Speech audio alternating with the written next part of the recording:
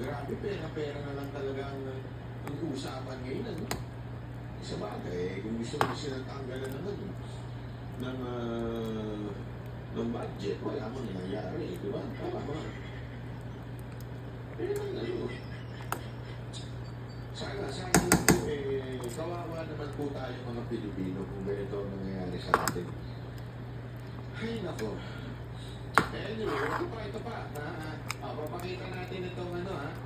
Kasi may isa pang issue, ha? Ito, napaka-importante ito. Sabi ko kasi